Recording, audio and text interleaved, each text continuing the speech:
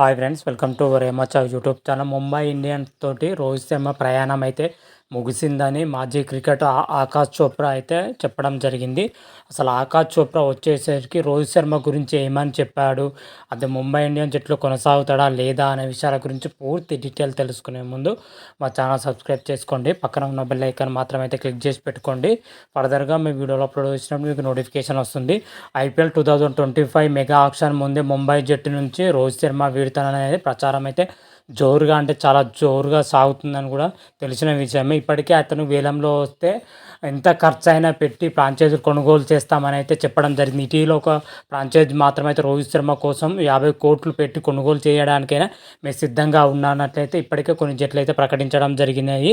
రోహిత్ శర్మ మాత్రం అయితే మెగా ఆక్షన్లో పాల్గొంటాడా లేదా అనే విషయాలు ఇంకా కన్ఫర్మ్ కాలేదు. కాకపోతే రోహిత్ శర్మ ఐపీఎల్ భవిష్యత్ పైన టీమిండియా మాజీ క్రికెటర్ అండ్ ప్రముఖ కామెంటేటర్ ఆకాష్ చోప్రా మాత్రమైతే ఆసక్తికరమైన వ్యాఖ్యలు అయితే చేయడం జరిగింది. ముంబై ఇండియన్స్ తోటి రోహిత్ శర్మ ప్రయాణం అయితే ముగిసినట్లేనని అయితే తన యూట్యూబ్ ఛానల్ వేదిక అయితే చెప్పడం జరిగింది. ఆకాష్ చోప్రా వచ్చేసరికి ముంబై ఇండియన్స్ తోటి రోహిత్ శర్మ మాత్రమైతే కథ ముగిసిందని అయితే చెప్పడం జరిగింది.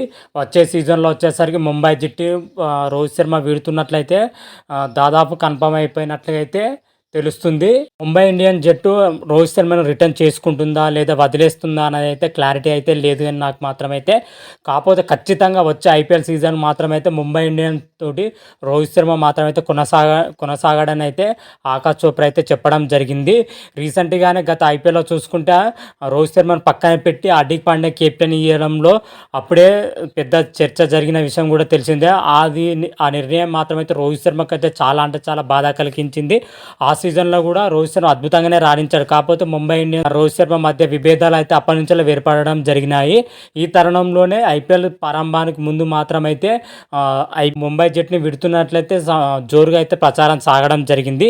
దాని ఉద్దేశంకరంగానే ఆకాష్ చోప్రా మాత్రమైతే ఈ వ్యాఖ్యలు చేయడం జరిగింది. వచ్చే సీజన్లో మాత్రమైతే రోహిత్ శర్మ ముంబై ఇండియన్స్లో ఉండడు, వేరే జట్టుకు వెళ్ళే అవకాశాలు అయితే మెండుగా కనిపిస్తున్నాయి అయితే చెప్పడం జరిగింది. ఆకాష్ చోప్రా వచ్చేసరికి రోహిత్ శర్మ స్వయంగానే వెళ్ళిపోవచ్చు లేదా ముంబై ఇండియన్సే రోహిత్ శర్మను వదిలేయచ్చు అని అయితే చెప్పడం జరిగింది. ఏదేమైనా సరే ముంబై జట్టు నుంచి అయితే రోహిత్ శర్మ అయితే ఖచ్చితంగా వీడుతారని అయితే చెప్పడం జరిగింది. ఖచ్చితంగా వీడుతారనైతే నా దగ్గర అయితే స్పష్టత లేదు. ఇప్పుడు జరుగుతున్న సినియారో ప్రకారం అయితే నేను చెప్తున్నట్లయితే ఆకాష్ చోప్రా అయితే తన యూట్యూబ్ ఛానల్ వేదిక అయితే ఇప్పుడు చెప్పడం జరిగింది. ఈ వీడియో చాలా అంటే చాలా వైరల్గా మారడం జరిగింది. అటు రోహిత్ శర్మ ఫ్యాన్స్లో కానీ అదేవిధంగా ముంబై ఇండియన్స్ ఫ్యాన్స్లో కానీ చాలా అంటే చాలా చర్చనీయంగా అయితే మారిందని చెప్పుకోవచ్చు ఈ అంశం. వచ్చే ఐపీఎల్లో మరి రోహిత్ శర్మ ఏ జట్టుకు కొనుగోలు చేసే అవకాశం ఉంది, మెగా ఆక్షన్లో పాల్గొంటాడా లేదా అనే విషయాల గురించి మరికొద్ది రోజులనైతే మనకు క్లారిటీ వచ్చే అవకాశం అయితే కనిపిస్తుంది. ఎందుకంటే ఐపీఎల్ మెగా ఆక్షన్ వచ్చేసరికి నవంబర్ ఎండింగ్ లేదా డిసెంబర్ స్టార్టింగ్ వారంలో జరిగే అవకాశాలు ఉన్నట్లయితే బీసీఐ వర్గాల నుంచి అయితే మనకు తెలుస్తున్న సమాచారం.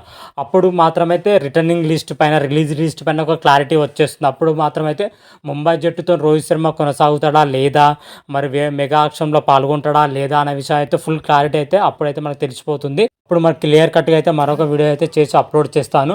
మరి రోహిత్ శర్మ వచ్చేసరికి ముంబై జట్టుతో ఆడితే బాగుంటుందా లేకపోతే వేరే జట్టుకి వెళ్తే బాగుంటుందా అనేది అయితే మీరైతే కామెంట్ రూపంలో తెలపండి.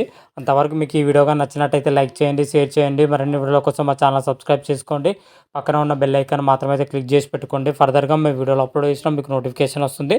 హర హర మహాదేవ్, శంభో శంకర. Thank you.